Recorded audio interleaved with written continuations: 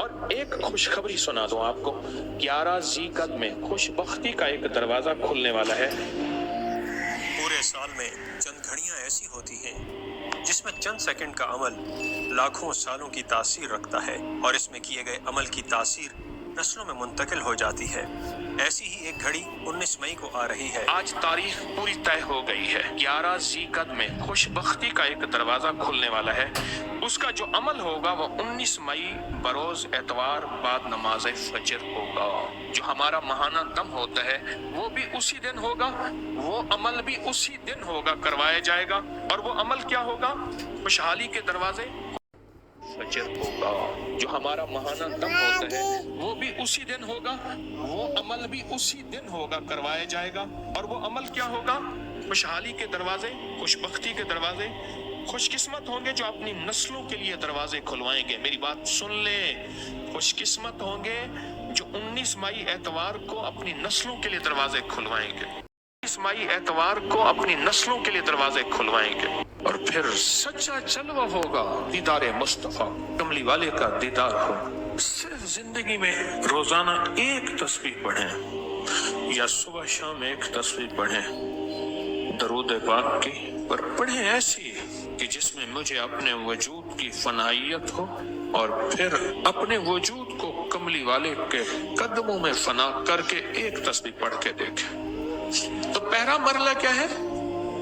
تصور، دوسرا مرحلہ توجہ، اور تیسرا مرحلہ احساس، کہ یہ ایک احساس سا ہوگا کوئی چیز ہے پر نظر نہیں آ رہی، ہے صحیح، وجود ہے پر نظر نہیں آ رہی۔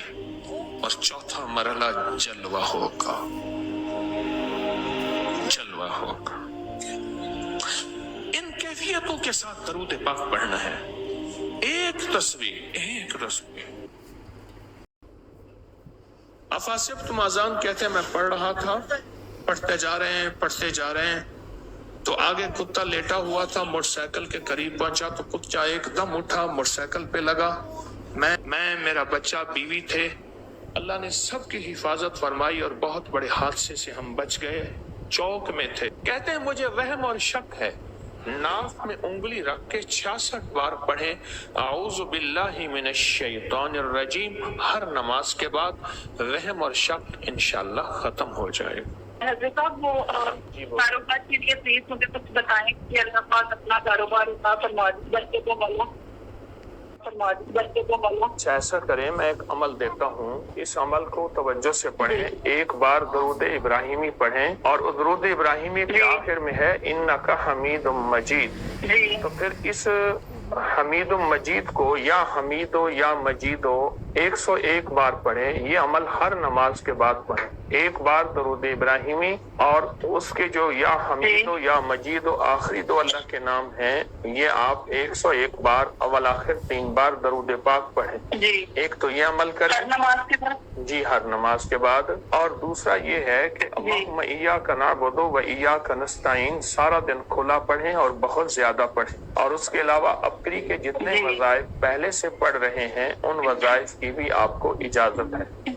کہتے ہیں کہ میری پھپھو بیمار ہو گئیں، ان کو پیرالائز ہو گئیں، فالج ہو گیا، دل کا مسئلہ ہو گیا، انہیں بسم اللہ الرحمن الرحیم یا کریموں کا وظیفہ دیا، انہوں نے محبت، توجہ، دھیان سے گھر والوں نے پڑھا، انہوں نے پڑھا، اللہ نے انہیں شفا دے دی۔ کسی کو خارش ہو تو 2 تسبیح سورت اخلاص کی پڑھ کے اول آخر درود شریف ہر دفعہ بسم اللہ حضرت نوح علیہ السلام کو ہدیہ کرے تو خارش ختم ہو جائے گی۔ کہتے ہیں مسواک کو آنکھوں پہ لگائیں تو اس سے انشاءاللہ آنکھیں ہمیشہ محفوظ رہیں گی۔ اور سورت انا انزلنا، سورت القدر ہر وضو کے بعد اس کو پڑھ۔ کہتے ہیں ساون بادو کے موسم میں سانپ بہت نکلتے ہیں، ہمارے جانور بیل جہاں تھے جب بھی وہاں جاتا تھا 1-2 سانپ وہاں لٹکے ہوئے ہوتے تھے، ان کو مارتا تھا۔ ریت لی اور اس کے اوپر 40 بار سلام علی نوح فی العالمین پڑھی، وہ ریت ساری وہاں پھیلا دی، 40 بار پڑھی، چاروں کونوں میں نے ریت پھیلا دی، آج کے بعد سانپ نہیں آیا۔ سلام علی نوح فی العالمین، آج کے بعد سانپ نہیں آئے۔ کے لیے کوئی وظیفہ بتائیں ایسا کہ شادی فوراً ہو جائے، فوراً شادی ہو جائے اور بہتر ہو، بہترین ہو، کبھی پچھتاوا نہ ہو۔ سورۃ اخلاص پڑھیں، جب پہنچیں اللہ الصمد پہ اس کو 11 دفعہ پڑھیں اور سورت پوری کر کے پھر اپنے ہاتھوں پہ پھونک مار کے پھر اپنے ہاتھوں کو چہرے پہ پھیر دیں۔ پکا رہے ہوں تو یہ دعا ہے نا 21 دفعہ اللہ المصور الودود ہو۔ جی حکیم صاحب اس کے اتنے حیرت انگیز میں نے اس کے نتائج دیکھے ہیں، مجھے تو ملا ہے اس سے کہ ایک تو کھانا تو لذیذ ہوتا ہے، سب تعریف کرتے ہیں، لیکن اس میں ایک حیرت انگیز اللہ کے پاک ناموں یا اللہ ہو یا وہ چیز مصور ختم ہو ہی یا نہیں ہوتی۔ ودود ہو، یہی جی وہ چیز ختم ہی نہیں ہوتی ہے، وہ چیز ختم ہی نہیں ہوتی، اس کو زبردستی پلیٹوں میں ڈال کر ختم کر لیں، زبردستی ختم کرنی پڑتی ہے، وہ چیز ختم ہی نہیں ہوتی ہے۔ اتنی برکت اس میں، اتنی برکت کے بیان سے باہر ہے۔ بیٹا ہے بیرون ملک ہے، روزگار نہیں مل رہا۔ سورۃ المومنون کی 4 آیات 21 دفعہ صبح شام کہنے کہ میں نے خود بھی کیا ہے، اپنے سسر کو بھی بتایا ہے، جس نے بھی کیا ہے اس کو کام، کاروبار، رزق مل گیا ہے۔ کوئی عمل ایسا بتائیں جو ہمیشہ، یعنی ایسا عمل جو تیر نشانے پہ جا کے لگتا ہو، کون بتائے گا؟ کیا ہوتا ہے اس سے؟ کہہ رہا میرا لفظ لا خلابہ ابن سنی کی روایت ہے، آقا کی روایت ہے، یہ لفظ پڑھنے سے کہہ رہا میرا ہر کام ہو جاتا ہے لا خلابہ پڑھنے سے۔ جب بھی میں پڑھتا ہوں میرا ہر کام ہو جاتا ہے لا خلابہ پڑھنے سے۔ اچھا چلو اس لا خلابہ کے اور کس کو فائدے ملے؟ چلو اب اس کو، ہاں کیا ہوتا ہے؟